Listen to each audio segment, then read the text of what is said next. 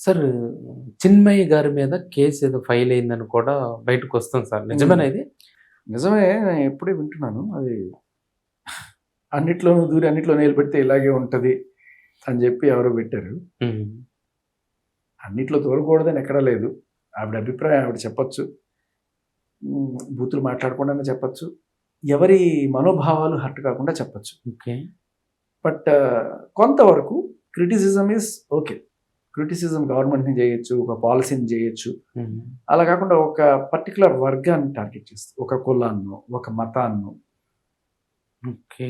కొన్ని విలువలను హ్మ్. లైక్ దేవుణ్ణి, రాముణ్ణి ఇటువంటి వాళ్ళని ఇక్కడ నెత్తిన పెట్టుకుని పూజించే సంస్కృతి ఉన్న చోట వాళ్ళని నువ్వు టార్గెట్ చేసావంటే మాత్రం ఇది సామాజిక అన్రెస్ట్కి లేకపోతే ఒక రకమైన ఆ, శాంతి భద్రతల ప్రాబ్లంకి దారితీసే అవకాశం ఉంటుంది. కాబట్టి ఆ కోణంలో ఆవిడ మీద కేసు బుక్ చేశారు. ఓకే.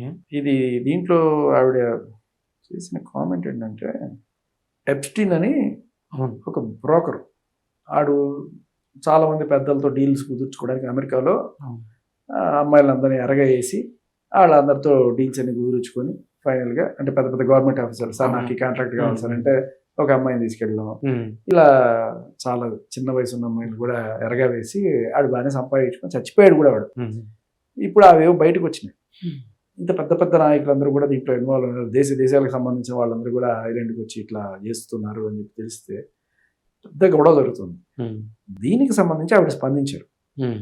అమెరికాలో జరిగింది కదా దానికి సంబంధించి, వాడెవడ బుద్ధి లేనివాడో లేకపోతే వాడు అట్లా వీట అని చెప్పి వాళ్ళు చేసిన తప్పులను వాళ్ళని తిట్టినా ప్రాబ్లం లేదు. కానీ ఈవిడ ఏమంటదంటే, ఎప్స్టీన్ ఇండియాలో కనుక పుట్టి ఉంటే హ్మ్.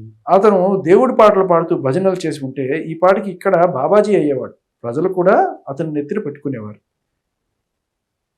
అనే అర్థం వచ్చేట్టు కామెంట్ చేసింది. ఎట్లా సార్ వీళ్ళు ఎందుకు దేశం పట్ల కనీసం బాధ్యత లేకుండా ఎందుకు ఇట్లా మాట్లాడుతున్నారు? అంటే దీని అర్థం ఏంటంటే, ఎవరైతే పెద్ద పెద్ద బాబాలు లేకపోతే ఎవరైతే వీళ్ళు ఉన్నారో వాళ్ళందరూ కూడా ఇటువంటి ఏదో పనులు చేసేసి దేవుడి భజనలు చేసేసి ఆ ముసుగులో వాళ్ళు పబ్బం గడుపుకుంటున్నారు. ఇటువంటి వాళ్ళు చాలామంది ఉన్నారు.